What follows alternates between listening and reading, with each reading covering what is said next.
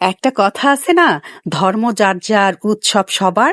ঠিক তেমনই আমি বদরগঞ্জে আমার ননদের বাসায় গিয়েছি। ওখানে গিয়ে পাশের বাসাতেই এত বিয়ের আয়োজন হচ্ছে, নাচ গান হচ্ছে, আমি তো না গিয়ে আর থাকতেই পারলাম না। তাই আমি ওখানে চলে গেলাম। আসসালামু আলাইকুম, আমি রুনা জামান।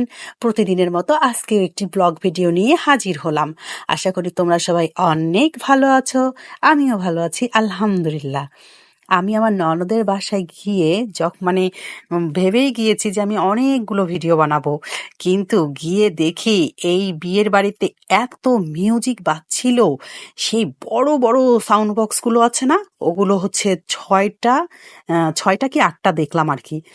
সেই এত জোরে জোরে মিউজিক হচ্ছিল যে আমি ভিডিওই বানাতে পারছিলাম না। তারপরে এর ফাঁকে অনেকগুলো বানিয়েছি। আর এই যে বিয়ের বাড়িতে দেখলে নেই হচ্ছে হচ্ছে আলুর নাড়া। এটা আলুর নাড়া তৈরি হচ্ছে, আজকে হচ্ছে গায়ে হলুদ। এই জন্য আজকে আলুর নাড়া আর মাছ কি জানি, ওরা তো নিরামিষ কি কি খায়, যাই হোক। এটা হচ্ছে, আমি গিয়ে দেখলাম, দেখে তো আমি ভিডিও ধারণ করলাম আপনাদেরকে দেখার জন্য। আমি দেখলাম আর আমার ফলোয়ার্সরা দেখবে না, এটা কেমন হলো? এই জন্য আমি আপনাদের জন্য তৈরি করে ফেললাম একটা ভিডিও।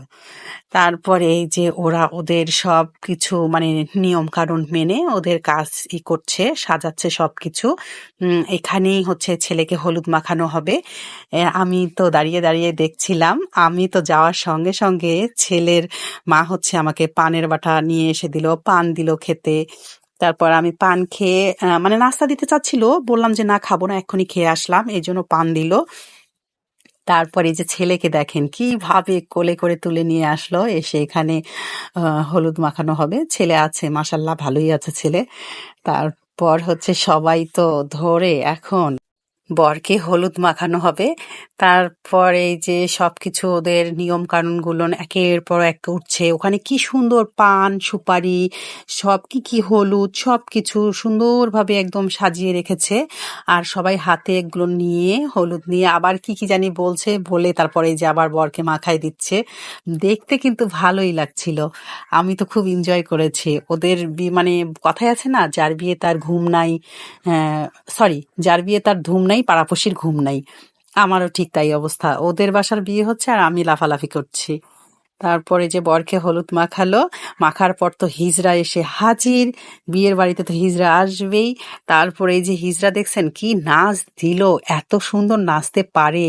আর এই ডালার মধ্যে ছিল চাল, পান সুপারি, টাকা, সব কি সুন্দর করে ঘুরালো, একটুও পড়লো না।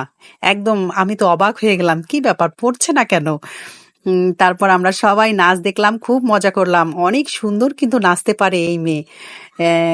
আরো দুজন ছিল, ওরা নাচেনি, এই নাচলো। আর আমরা তো সবাই একদম খুব এনজয় করলাম।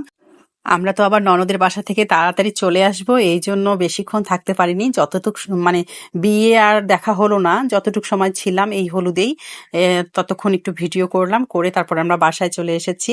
আজকে এ পর্যন্তই। সবাই ভালো থেকো, সুস্থ থেকো, আমার জন্য দোয়া করো। আর হচ্ছে আমার পাশে এভাবেই থেকো। আজকে এ পর্যন্তই। আল্লাহ হাফেজ।